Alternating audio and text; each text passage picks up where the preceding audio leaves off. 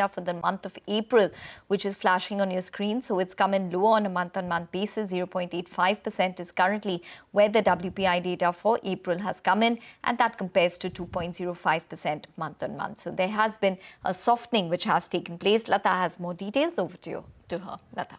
Well, the important point is the inflation coming in below 1% at 0.85. I didn't do a very thorough poll. It was more a dipstick survey because not everyone gives you a WPI forecast. Remember, the interest rates are pegged on CPI, not on WPI. So there are fewer people who give you a number. But the number I got was 1.2%. From a reading of best of 5, the Cogensis number is 1.4. But either way, at 0.85, it is giving you an indication that repeatedly, no matter which index you take, inflation is coming below analyst forecasts. For CPI, for the last 4 months, we have been seeing inflation coming below the street forecast, and for WPI, much the same is getting repeated. The biggest fall in the case of WPI also has been on food, but not only on food. Fuel is another very big element that has come in at minus 2.18 compared to 0.2% higher in March. There is a contraction in April, and we need to spend a minute understanding this because in WPI, you take the price at which an HPCL or BPCL procures its petrol or the landed price of petrol. You don't add the excise duty. What happened is for you and me, the petrol price did not fall because the government raised the excise duty. But for the marketing companies itself, the price had fallen, and that is what gets factored into the WPI. So the fall in crude prices crude and crude derivatives gets factored into WPI. You're seeing a minus 2% as far as fuel inflation is concerned. And likewise in food inflation, the index is up 0.3% on the month. It's, at 0.3%, you multiply it by 12, you're actually looking at an annual inflation of only 3.6%, multiplied by 12. So the food inflation, even if you take it at this pace, is not going to be more than 3.6 for the full year. But individual commodities like the all commodities index, all the commodities in WPI are down 0.2% on the month. Manufactured products is the most expensive, and that is up 2.6%. Now, that's what I call expensive, because that's the only one which is pulling up the average. Else, we would have had a contraction in the WPI. It's because of the manufactured products as a whole, the index rising at 2.6%. You're able to bring up the overall all commodities index to 0.85% year on year. Would we have a guest with us? Yes, Aditi Nair, the chief economist at ICRA, is joining us. Aditi, 0.85 is better than what you thought. How does it fit into the macro picture? Yeah, Lata, we were also at 1.4% for this month, and this is coming significantly lower than that. Interestingly, I think manufactured prices inflation is a little bit higher than what we had penciled in, so we need to go through the internals to really understand how to do the modeling going forward. Having said that, we were expecting the inflation to dip further in the month of May. So now I'm guessing that we're probably going to get a May inflation print that's going to be between 0.5 and 0.7%, so a very, very low number. And the average for the full year is also getting worked down, just the way that we spoke yesterday about the CPI. We have reduced our average CPI forecast for FY26 to 3.5%. I suspect the average WPI forecast for FY26 is probably going to be 2% or a little lower than that now. Okay. Well, would you say that CPI now crucially depends on fuel?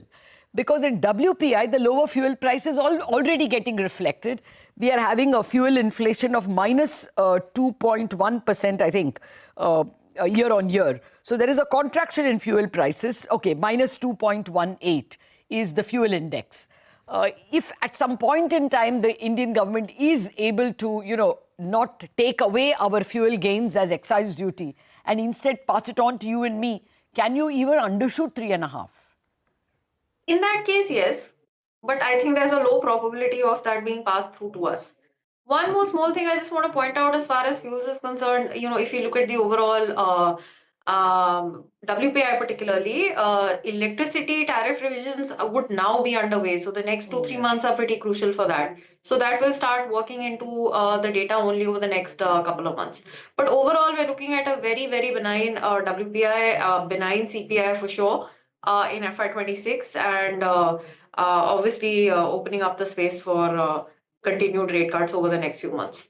And what are your rate cut expectations in terms of number of cuts? So right now we're at 25 basis points each over the next 3 policy reviews. Possibility of a front loading in the next policy review only if we get a fairly negative surprise coming in from the GDP data, which we will get a few days before the next MPC review discussion starts. Yeah, that's if you are tracking the developments in the United States as well, and what your call on the Fed is from here on, because earlier the expectations of inflation were high because of the trade tariff uncertainty. Now there is a near-term pause out there. US, China have made that deal for the next 90 days at least. Tariffs are capped at 30%. What are your expectations here? As far as the Fed is concerned, with the amount of data and with the amount of uncertainty that's been coming out from the tariff policy point of view, it's been really difficult to kind of take a call which endures for what the Fed is likely to do this year. I think this is going to be a year of some amount of caution. I don't expect the Fed to take very quick calls. I do think that they're going to be in a little bit of wait and watch mode. So maybe 2 rate cuts, slightly back-ended. The reason I asked you was that how much of a bearing would that have on any of the RBI policy decision making?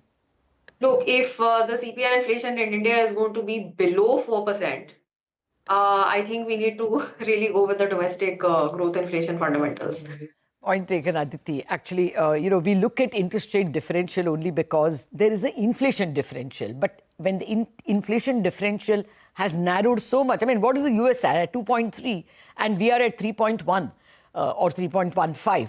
So the difference is narrowed. So it never before has there been a less than 1 percentage point difference between India and the global inflation. So considering that our inflation is down, the Reserve Bank will be less worried about interest rate differentials. And in any case, actually, we have seen a string of rate cuts all across Asia. Although the Fed has stood pat over the past few meetings, clearly indicating that domestic compulsions will be way more important. If anything, currencies are appreciating.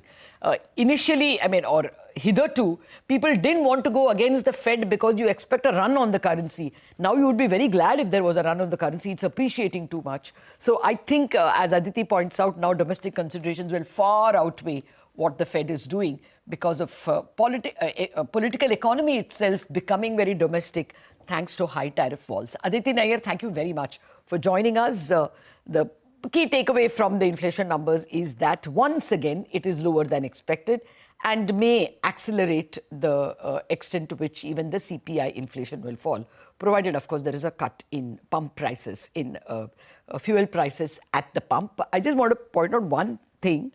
February inflation has been revised higher, not much. From 2.38, it has been revised higher to 2.45. That's not saying much. Okay, all right, Lata. Thanks very much for that. So that's on the April WPI data. We need to take a short break on that note. But up next, the management of Shakti Pumps India will join in to talk about their Q4 performance. Stay tuned.